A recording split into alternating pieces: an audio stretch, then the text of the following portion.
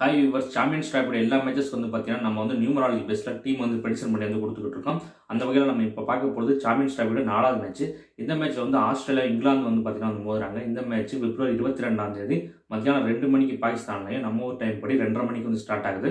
இந்த மேட்ச்சில் யாரெல்லாம் வந்து எப்படி வந்து பெர்ஃபார்ம் பண்ணாங்கன்னு ஒரு ஃபுல் மேட்ச் ப்ரெடிக்ஷன் வந்து இந்த வீடியோவில் வந்து பார்க்கலாம். இப்போ புதுசாக சேனலில் வந்து வீடியோஸ் வந்து பார்க்குறவங்களுக்கு இந்த 30+ என்ன, 25+ என்ன, 25 என்ன, 29 வந்து புரிய மாட்டேங்குது. புரியாமல் பார்த்தீங்கன்னா நிறைய பேர் வந்து நிறைய வந்து கமெண்ட்ஸ் வந்து பண்ணுறீங்க. இங்கே யாருமே பார்த்தீங்கன்னா 22 பிளேயர்ஸும் வந்து எப்படி பெர்ஃபார்ம் பண்ணுவாங்கன்னு வந்து யாருமே வந்து சொல்கிறது வந்து கிடையாது. உங்களுக்கே வந்து தெரியும், எல்லாருமே பார்த்தீங்கன்னா இவங்கெல்லாம் நல்லா ஆட வாய்ப்பு இருக்குன்னு சொல்லிட்டு வந்து முடிச்சிடுவாங்க. வேறு யாருமே பார்த்தீங்கன்னா இவங்க எப்படி ஆடுவாங்க, அவங்க எப்படி ஆடுவாங்கன்னு 22 பிளேயர்ஸ் வந்து சொல்ல போகிறது இல்லை, சொல்ல வந்து மாட்டாங்க. நான் மட்டும் தான் வந்து 22 பிளேயர்ஸும் எப்படி வந்து பெர்ஃபார்ம் பண்ணணும்னு சொல்கிறேன். ஆனால் சில பேர் பண்ணுற கமெண்ட்ஸை பார்த்தா நானும் அப்படி சொல்லாமல் யார் யாருக்கு மட்டும் நல்லா இருக்கணும், மற்றவங்க மாதிரி நானும் சொல்லிட்டு போயிருக்கணும் போல. 25+ ரன்ஸ்னா என்ன, 30+ ரன்ஸ்னா என்னன்னு வந்து புரிஞ்சிக்கவே வந்து மாட்டுறீங்க. ஸோ இனிமேல் வந்து இந்த மாதிரி சொல்லாமல் யார் யாருக்கு நல்லா இருக்கோ அவங்க மட்டும் சொல்லிட்டு வந்து போகிறேன்.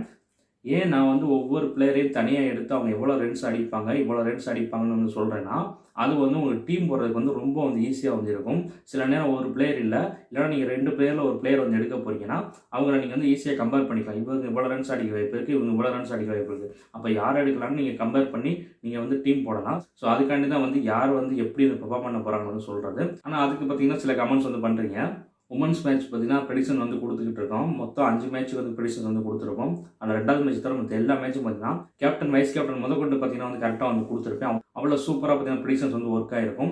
எல்லா மேட்சும் எல்லாருனாலையும் ஃபுல்லாக கம்ப்ளீட்டாக பக்காவாக ப்ரெடிக்ஷன் வந்து கொடுக்க வந்து முடியாது, யாருனாலுமே வந்து முடியாது. ஒரு சில நேரம் வந்து ப்ரெடிக்ஷன்ஸ் வந்து மாறி தான் வந்து போகும். ப்ரெடிக்ஷனுங்கிறது ஒரு அடுக்கி வச்ச சீட்டு கட்டு மாதிரி தான். அதில் ஒரு சீட்டை ஒரு நாளும் பார்த்தீங்கன்னா எல்லாமே வந்து சரிஞ்சிடும். ஒரு பிளேயரோட கணிப்பு வந்து மிஸ் ஆச்சுன்னா கூட மற்ற கணிப்புகள் எல்லாமே பார்த்தீங்கன்னா மிஸ் ஆயிரும். இதுதான் பார்த்தீங்கன்னா ப்ரெடிக்ஷனு. இங்கே யாருக்கிட்டையுமே ஒரு பிளேயரோட அக்யூரேட் டேட்டா வந்து கிடையாது. எல்லாமே பார்த்தீங்கன்னா விக்கிபீடியாஸ் வந்து தான் பார்த்தீங்கன்னா எடுத்து வந்து கணிக்கிறோம்.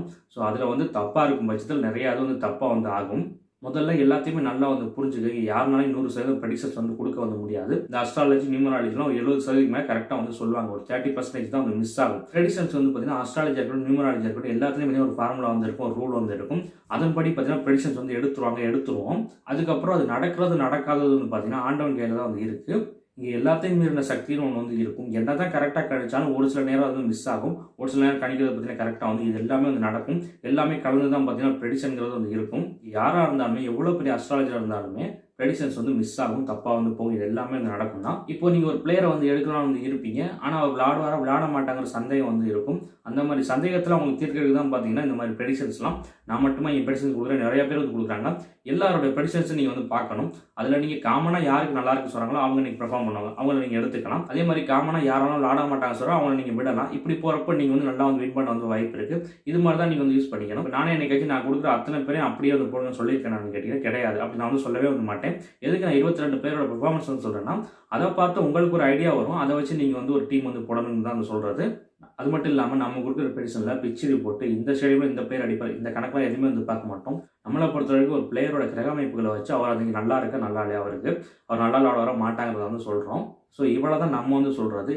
இதை நீங்கள் எடுத்துக்கிட்டு உங்கள் கிரிக்கெட் நாலேஜை வந்து ஆட் பண்ணி அப்படி ஒரு டீம் வந்து கொண்டு போகும்போது அது இன்னும் வந்து சக்ஸஸ் வந்து ஆகலாம். ஸோ இப்படி தான் வந்து போகணும். சரி, இந்த மேட்ச் ப்ரெடிக்ஷன் வந்து பார்க்கலாம். இது பார்த்தீங்கன்னா பிப்ரவரி 22 சனிக்கிழமை வந்து நடக்குது. 22 4-6 காம்பினேஷன். அதாவது வந்து பார்த்தோம்னா ராகுவும் சுக்கிரனும் சேர்ந்த காம்பினேஷன். ராகுவும் சுக்கிரனும் சேர்ந்த யாருக்கெல்லாம் வந்து நல்லா இருக்கும்னு வந்து பார்த்தோம்னா, சூரியனை சேர்ந்தவங்க பார்த்தீங்கன்னா சூப்பராக வந்து இருக்கும். குருவை சேர்ந்தவங்க வந்து பார்த்தீங்கன்னா ஆவரேஜாக மைனஸாக வந்து இருக்கும். அதுபடி நம்ம ப்ரெடிக்ஷன்ஸ் வந்து பார்க்கையில ஃபஸ்ட்டு ஆஸ்திரேலியாவில் வந்து பார்த்தோம்னா டிராவிஸ் ஹெட் வந்து பார்த்தீங்கன்னா நல்லா விளையாடுறதுக்கான வாய்ப்பு வந்து இருக்குது. அடுத்து ஸ்டீவன் ஸ்மித், அவரும் பார்த்தீங்கன்னா நல்லா விளையாடுறதுக்கான வாய்ப்பு வந்து இருக்குது. அடுத்து கிளென் மேக்ஸ்வெல், அவரும் பார்த்தீங்கன்னா நல்லா வந்து விளையாடுவார். அடுத்து ஆடம் சம்பா, நாதன் எல்லிஸ், ஸ்பென்சர் ஜான்சன், இவங்கெல்லாம் பார்த்தீங்கன்னா ஆஸ்திரேலியாவில் நல்லா விளையாடக்கூடிய பிளேயர்ஸ். நெக்ஸ்ட் இங்கிலாந்தில் வந்து பார்த்தோம்னா Jos Buttler, Ben Duckett, Jofra Archer, Adil Rashid, Mark Wood, இவங்கெல்லாம் பார்த்தீங்கன்னா இங்கிலாந்தில் நல்லா விளையாடக்கூடிய பிளேயர்ஸ்.